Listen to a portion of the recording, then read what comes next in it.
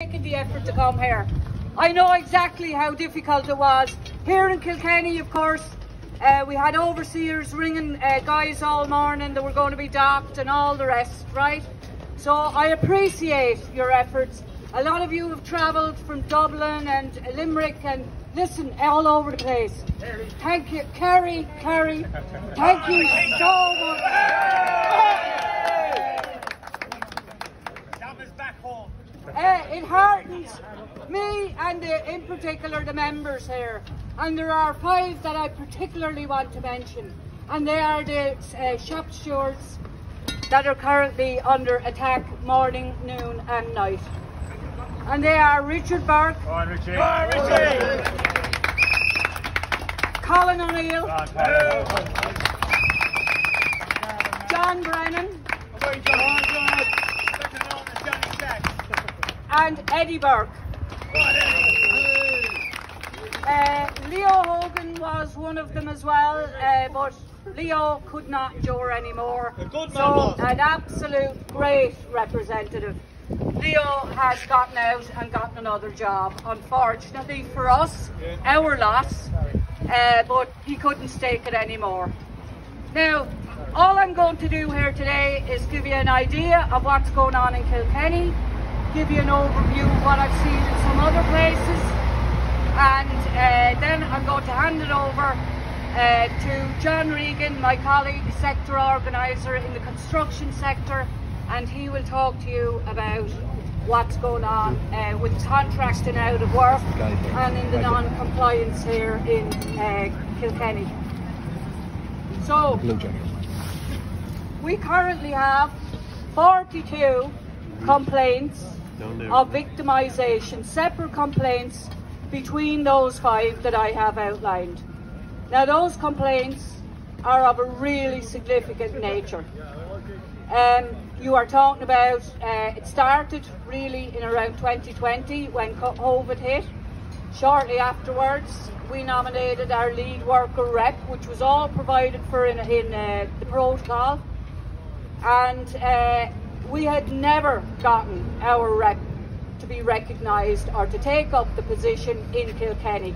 Now that position was brought in to do one thing, and that was to ensure that the workers on the ground had a voice and that all the safety practices and protocols and PPE and all were readily available for them and that they could speak up without being inhibited. But in Kilkenny they did not comply with that, and in other councils they didn't comply with that. That was the first thing. The second thing then that we encountered was a setup, an absolute setup of one of the shop stewards. It was a scurrilous allegation of one verbal abuse allegation, verbal abuse. And what did Kilkenny County Council do? They never told us there was an allegation. They didn't tell the individual. They went about setting up an independent investigation, just like what I'm looking for here for those guys. An independent investigation is what they set up. They commissioned an adjudicator from the WRC. They had the terms of reference done when we were contacted. We met the investigator. Within minutes we saw that this was a setup. The terms of reference, the scope was all limited. Then within minutes we were told that there is dash cam footage which I'll decide whether I'll use it or not. I said, no you won't. Where's the dash cam policy here? Well, that's not within the scope of the terms of reference. And I said, well, you better get it into scope because we are not accepting dash cam footage that was illegally captured. Anyway, that went on for 4 or 5 months and the complaint could not be sustained. But the point about this is, at the same time I was representing, and so was Colin O'Neill, an individual who had at least 10 examples of complaints about his breaks being interrupted, about being followed, about having to stand in a red box and answer an engineer and all of this, right? Do you think there was an independent investigator brought in for that? No, there wasn't. So from that, we tried to get an independent investigation. Absolutely not. I have been from the bottom of the seniority or the authority ranks right up to the CEO. The other complaints, they are consistent.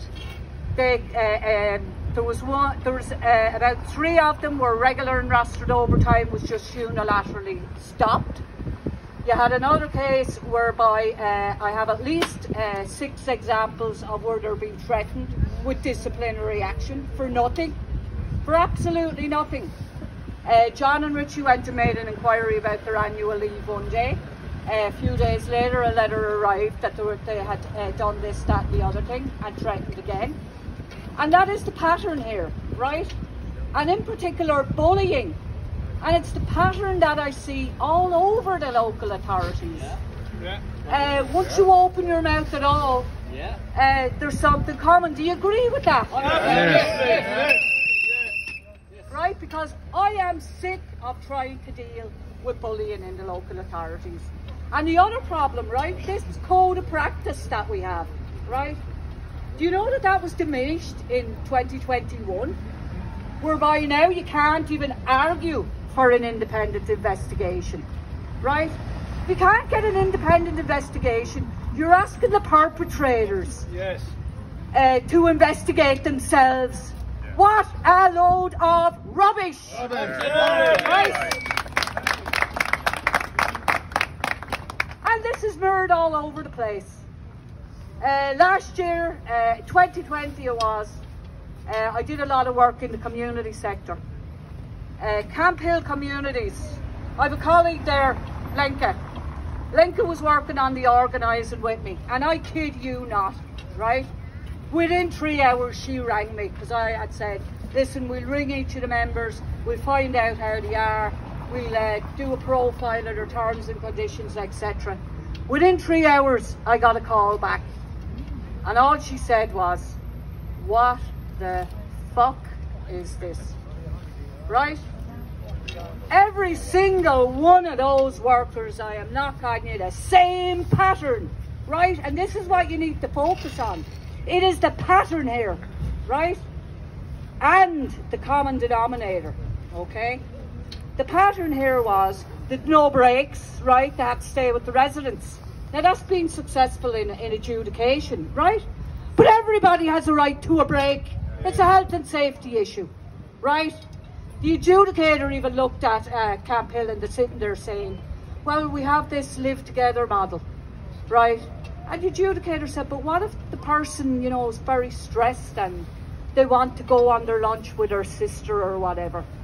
Yeah, that's fine, to say, once to bring the residents, right? Now this is what you're dealing with, right? It's gone to absolute ridiculous stage everywhere.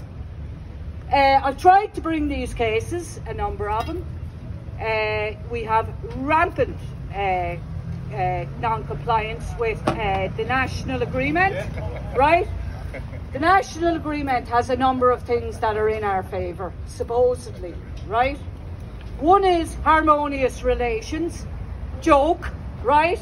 Absolutely. The second thing is that we have the right to consultation, joke. The third, the third thing we have a right to is to the details when a contractor is being contemplated. I haven't got no details of all the contractors that are in this town. Whilst I was going around trying to get to my own members, I can tell you now, there is definitely as many contractors in this town as there are workers. Absolutely. Now people may think that, sure, look, so what? It is a very, very big deal, because what is happening here is they are contracting out our community services. These are jobs that are belong to the community, for the people who live in the community. so that they can continue to live in the community, right?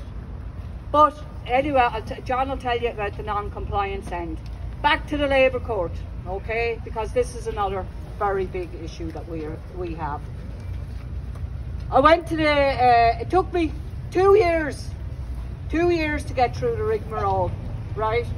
Conciliation, you go to conciliation, the conciliation officer goes in and out, they just adopt 1 line or 2 lines and they stick rigidly to that. There's no movement, right? With the contractors we had 2 issues, right?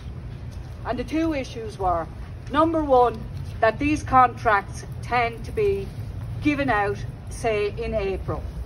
So what we wanted was, we wanted to have a meeting with the management in April, with the full committee, okay? With all our reps from all the rural areas and all, so that we all knew why contractors were coming in. It gave us an opportunity to look at it and see, could we make a case for the work, right? The other problem with this is, whenever you do make a case that we can do that work, we have trained people to do it, the answer is, well, we have too much work and we can't hire, right? What the fuck is the point in having it in the agreement? Yes. Right? Absolute and utter nonsense. The other thing is 1%, and we haven't gotten that because we've taken industrial action in the water services side. Rightly so. Right? So back to the water services side. I have 26, well, I have 20, and Connect have 6 or 7 or 8 caretakers. And these caretakers are available because it's in their contract. It's in their contract, imagine. That they have to be available 24/7, okay? In case there's a leak or a burst or there's contaminated water or whatever, right? And these men have been doing this. And they have been getting called out a couple of times a week, maybe more than that, right? But the overseers, their supervisors, they get 84 euros for being available. The craft people get 84 euros to be available. But it's the caretakers that go and do the work, and they get no 84 euros, right? So Kilkenny County Council have said, and this is a regular get out of jail clause as well. And let me tell you, there are so many get out of jail clauses here within these councils. I could keep you here for the day going through them, and that is the truth. But the get out of jail card on this occasion is, no, it's a national issue, right? And we're going, it's not a national issue.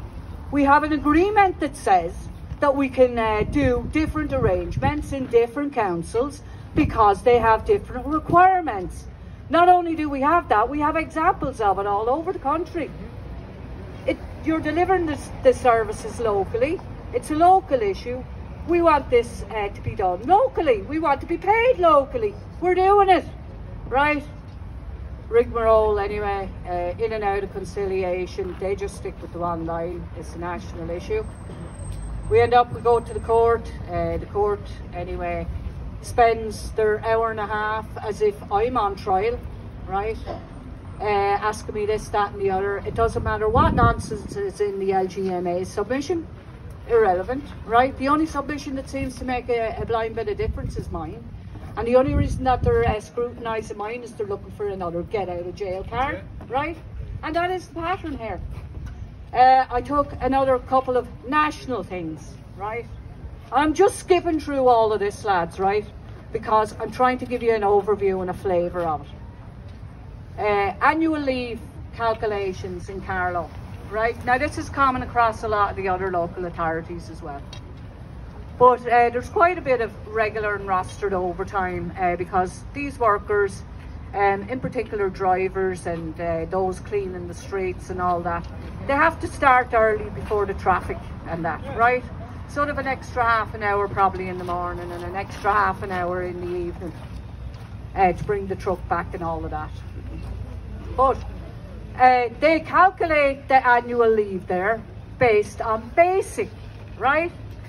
Now, the Act, right, and Europe have said your annual leave is to be calculated on your normal pay.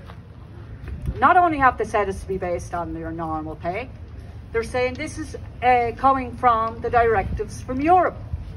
And it is a right, okay, a right of each of us, yes, that carries the same weight, the same legal weight as a treaty, and it cannot be extinguished.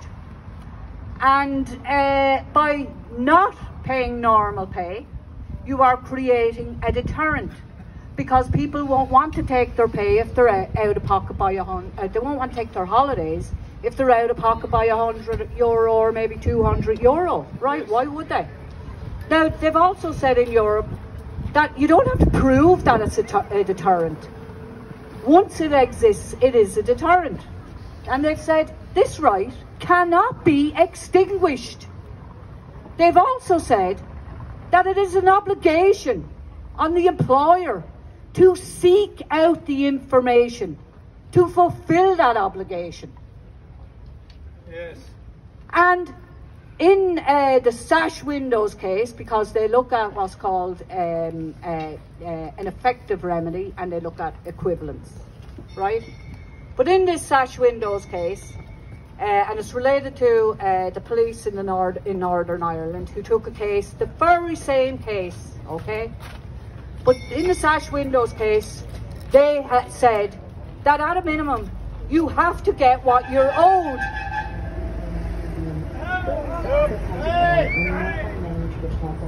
Right? You have to get what you're owed because it is a right, okay, that can't be extinguished.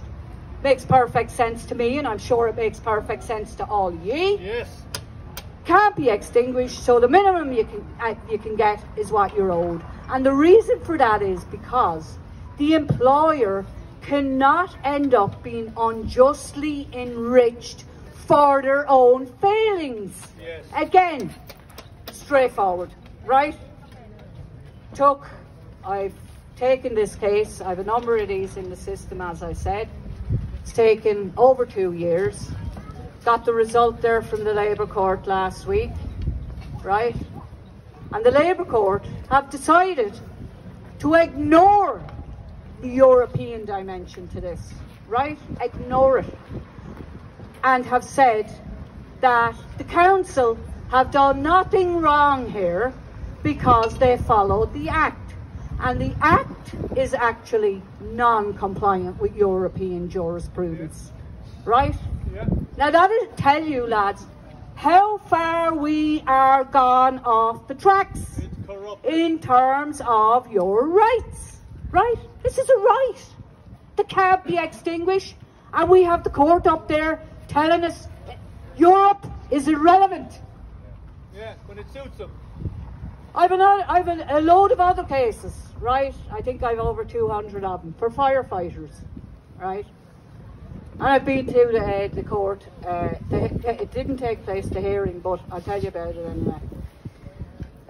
You have to take all these individual cases, right? Absolute fucking ridiculous, right? But anyway, I've taken this case, as have other colleagues within the division and the sector, for firefighters.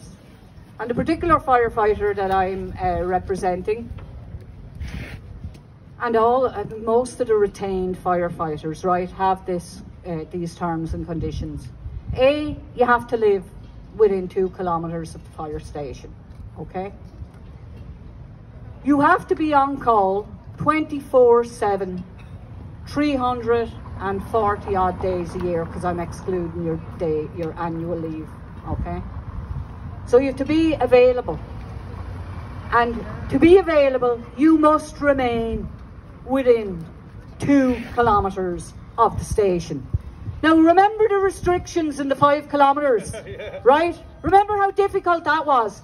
Well, these men, mainly men, I think I've only ever come across one female, are there every day and must stay within 2 kilometres. The very same case was taken by a guy from Luxembourg called Rudy Matzak.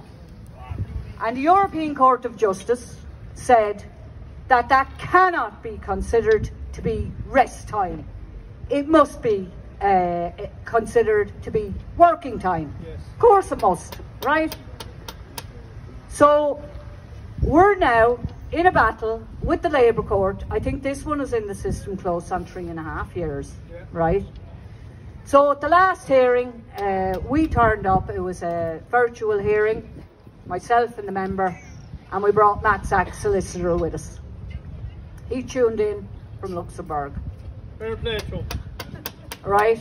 The court, I might as well tell you now, we're none too pleased, right? And sent us off to do 2 more submissions. One, because they had written, now this is the same court that doesn't acknowledge in the annual leave that Europe exists, Yeah. but that same court had written to the court, to the European Court of Justice, to establish particular answers to particular questions, because one of these firefighters, one of the first cases that was taken, happens to have a taxi business. Now when I say he has a taxi business, he's in one of the bigger areas, and he takes fares within the 2 kilometres, okay? So instead of him staying mainly at home, he sits in his car and goes around, right? So the court anyway sent off a series of questions to Europe about why is this and why is that and why is the other thing, all right? So they've gotten back the answers, but within those answers, basically the European Court of Justice have said that each case must be assessed on the merits of its own, and it has to take into account how restrictive and the impact the restrictions have on your quality of life, right? So I'm still optimistic that we can succeed, but knowing our Labour Court, they're going to try and find a way out of it. Why are they going to try and find a way out of it? Right, because it has mammoth Yes. implications and cost. The same way with the annual leave, because I would suggest that not only is it in most of the councils, or in a lot of the councils, that they're miscalculating them. I reckon it's probably in the health sector. I know it's definitely in the Section 39s, right? So the point that I'm coming to, right, is that our rights here, lads, are being extinguished, right? Absolutely. We are being hijacked, right? We are sleepwalking into captivity. Yeah. 2 of the big enablers that I see, in particular with the bullying, right? By the way, we've no protective legislation against being victimised for your trade union activities. Imagine, in 2022, we have no protection from being victimised, right? And we all know that we are under siege and attack all the time. Yeah. Yep. Now, where am I going here, right? Sorry, right? Ranger. I want to read you something, okay? Because it's very important, right, that we start to connect the dots here. I'm just going to stay with that, the code of practice, right? The code of practice is an enabler, okay? It's not a protector, right? And why I say it's an enabler is because they have full control of it, right? They are investigating themselves, Absolutely. right? And that cannot be allowed, okay? Now, the other big enabler is, I need a few of them with me, I have a lot here today. right? The other big enabler at this point in time is the national agreement, right? Absolutely. Because you've handed over all your terms and conditions, and they can introduce whatever they like, and if you don't like it, you have to wait and go through the system, Yes. okay? Not fit for purpose. You can't, in this day and age, have that scenario where they can do what they like, and believe me, they are doing what they like. I had a bit of a brainwave, I thought, right?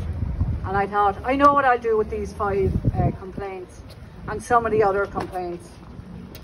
I'll bring them under Section 20 of the Industrial Relations Act, and that enables you to go straight into the court, okay, without having to go to conciliation. Now, the downside of it is your outcome is binding, okay, only on your side, not on their side. So anyway, I decided, well, surely the court will see the merit in me showing them that I had, and I gave them far more details on these complaints that I'm giving you, and I also gave them a load of evidence showing the efforts that we went to try and get this dealt with at a local level, right? So I thought, well, the court at least will acknowledge the right to an independent investigation, because that's all I'm looking for. These cases will stand on their own merits, I guarantee you. Absolutely. Right? So I went to the court anyway. I couldn't even get the lads released, right? Yeah. Because that's another thing. We've no facilities, right?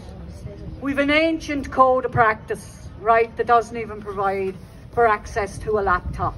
I had to fight here to get, during COVID, to have meetings with the representatives involved. You know what they said to me when I said they need access to a room with a laptop or a computer so that they can join on Teams? I was told everybody has a telephone. I said, I'm not going on to a call from my home with my representatives sitting in a truck or sitting in a ditch on a telephone. You've an empty building there that is full of computers. I want them to be facilitated with access to one of those for an hour. Absolutely. It took 3 weeks, and I'm not joking you. It was on Why? Because we've again, we've an outdated code of practice that provides fucking nothing. Absolutely nothing. Here, here. Now, I want to read you something, and it's important.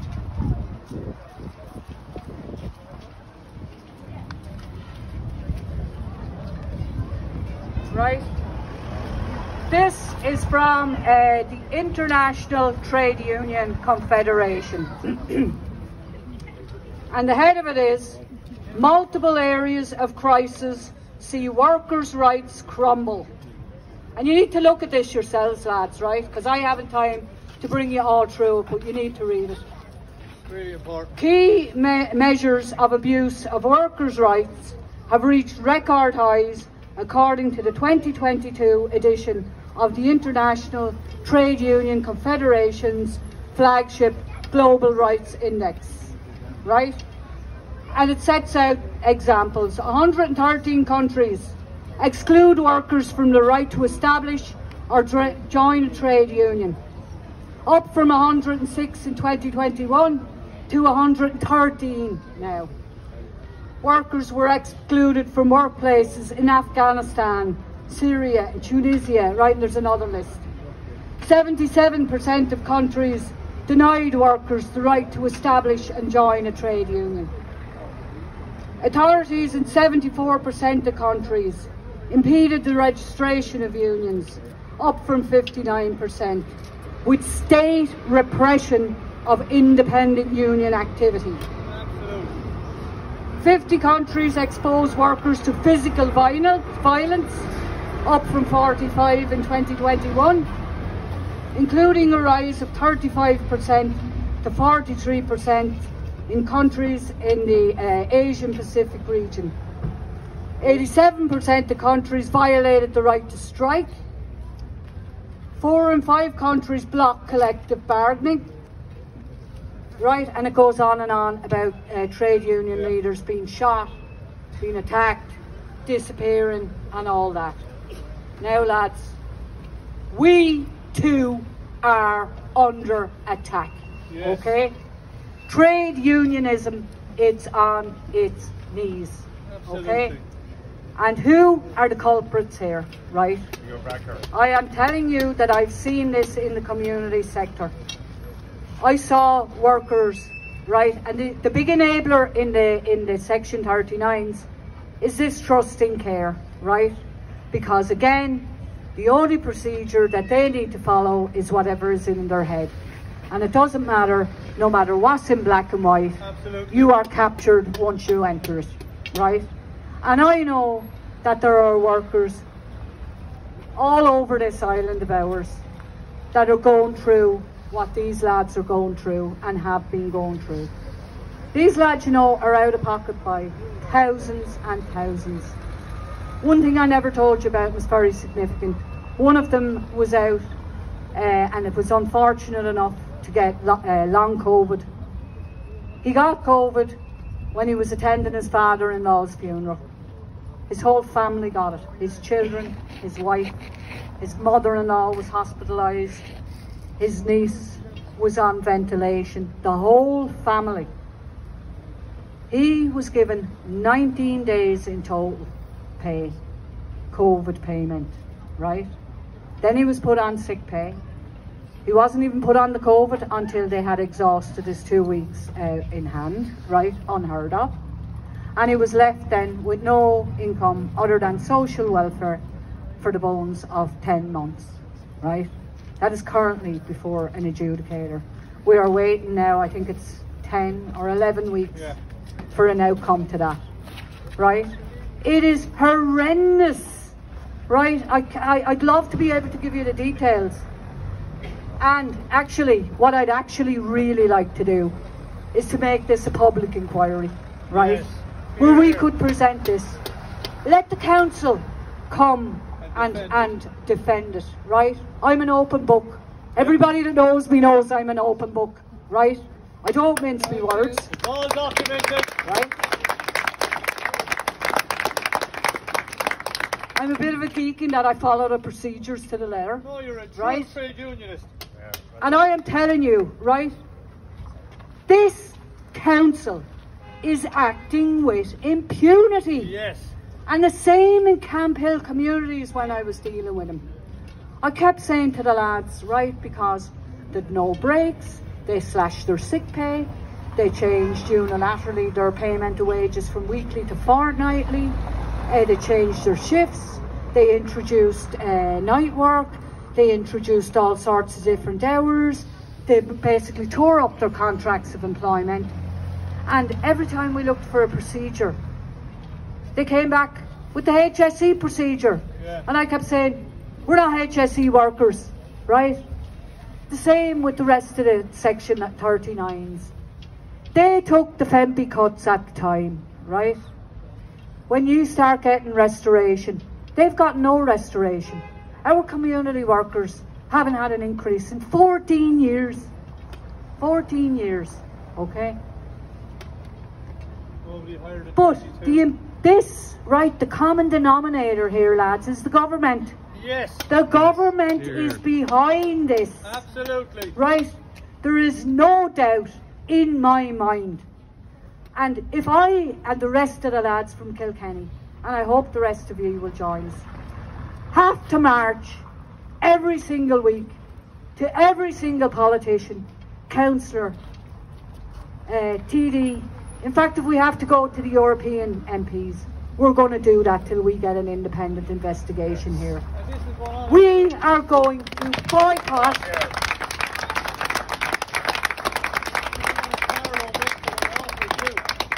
We are going to boycott this WRC here, right? We are not going to spend 2 years, right, while they're being inflicted with all sorts. We're not spending a year or 2 years going around in circles, right? To be told when we get to the court, go through the bullying procedure, right? The bullying procedure that will divide them all, right? There's another element to this, right? And that is that we're signatories of the United Nations. In fact, in 2021, one of our politicians is actually sitting on the United Nations. And what they've said is there's 3 pillars to this, and it's all about justice, okay? One is about protection. We have no protection, okay? The second thing, and fundamental to the whole lot, is respect. Yes. Respect, right? When was the last time your employer turned around to you and said, fair play to you, you're doing a great job. Non-existent. Right? We all know that there is no respect. Right? The second pillar, this respect pillar, right? It is a corporate responsibility. The same as protection is a state responsibility. What they've done is they've twisted the system. They've taken control of our terms and conditions, yes, instead of giving us protection, and instead of them standing up to their obligations. Absolutely. They're their obligations, yes, and they need to follow them. Right? And the third pillar to getting justice is remedies. Right? Any of my colleagues that have taken these cases through the system for bullying, we all know there is no proper remedy, right? In order to get a remedy when you're bullied, you have to be broken. And what I mean by that is you have to be psychologically so damaged, yeah, right? And then you have to be able to join the dots to show that they caused it. yeah. Now, that is not protection. This government are not protecting us, No, they're not. right? We have shown, right, time and time and time again, okay, that we are a world-class workforce, We are. right? You saw it with our public services throughout a worldwide pandemic. Absolutely. Our economy is third in Europe, okay?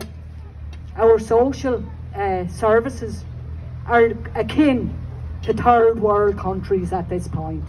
Now you don't get world-class workforce for third world conditions. No. Now lads, we have to wake up here. Each and every one of us, right? Because we are being conditioned.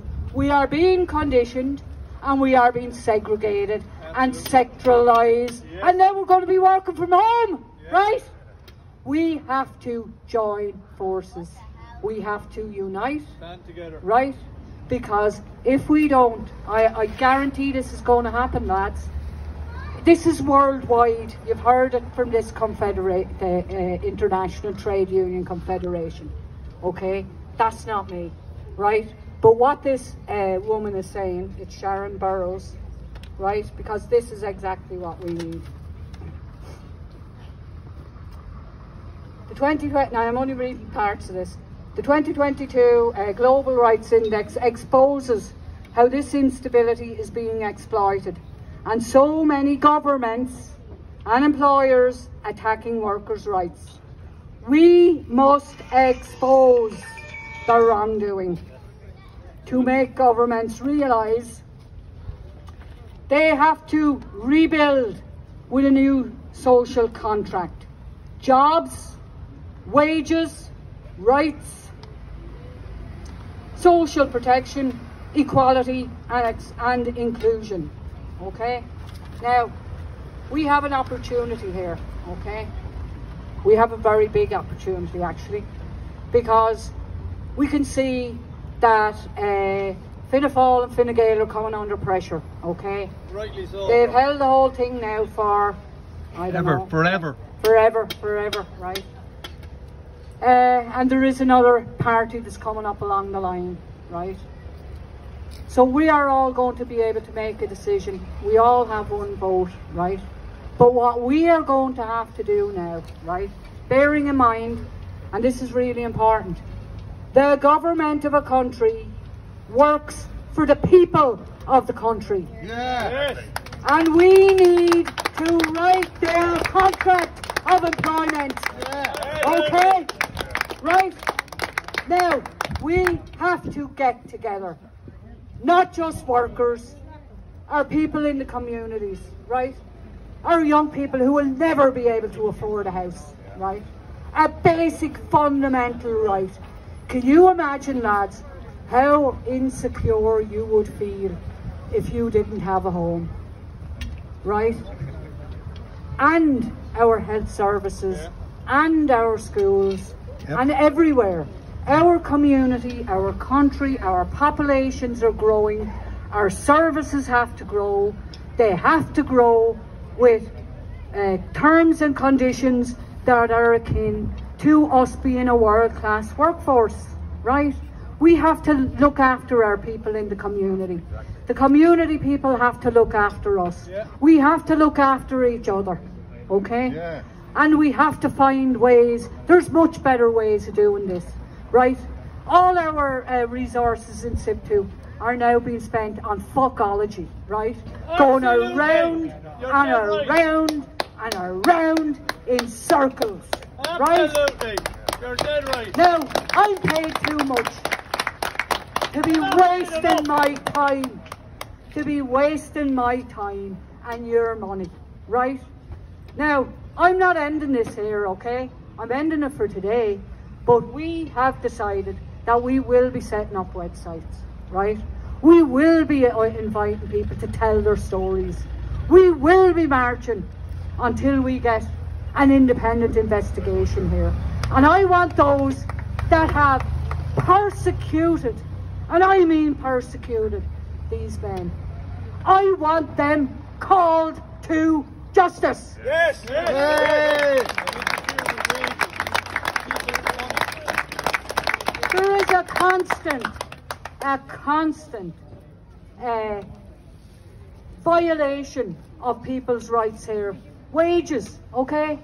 One of those in authority went on holidays there this week, and none of my members got their overtime, right? Because he wasn't sure, even though they'd sent it all into him, right? How dare he? Yes. Right? These are our rights and they're their obligations, and we're gonna fucking get them. Absolutely.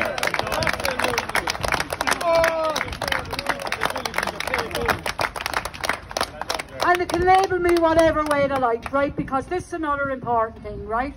Those that are being targeted, and I see the pattern here, right? Systemic. It is systemic, right?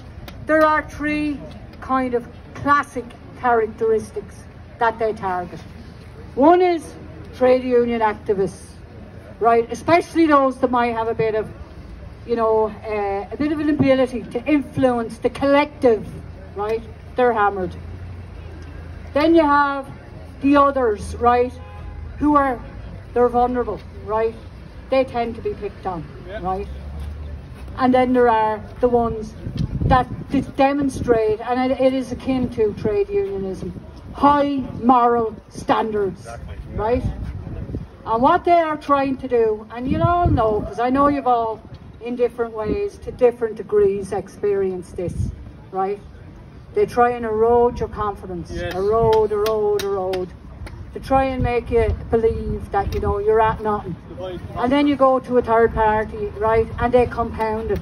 And how they compound it is because, like I've shared those other cases, you can be legally right, you can be procedurally right, you can be morally right, and yet you lose the case. What does that tell you? It's right? corrupted. It is. And you see these stop signs, right? Stop. Our Stop the organised persecution. And that is what we're going to do, right? We're going to start with Kilkenny. Carlow's next, by the way, right? Because Carlow's the very same, right? Council workers, we need to unite. There are much better ways of doing this, right, without spending all this time and getting exhausted and getting burnt out and all of that, right? And there's just one little thing, right, that comes to mind as I'm speaking here. There's a Zelensky case, okay, that has really kind of changed the landscape for cases of right. Now, we can tune in to any case of right, okay? Now, we need to be very strategic about how we move forward, right? And there are particular cases, and I have a few of them here in Kilkenny. And I can tell you now, if you can all tune into those cases, right? But we should organise to expose this. Yes. Expose it in a structured way, because I guarantee you, nearly all bullies, right, they're cowards at the end of it. Yes, absolutely. And exposure and their social contract, okay? We will write the next government's contract of employment. Absolutely. Okay? I'm going to leave you at that. Thank you so much.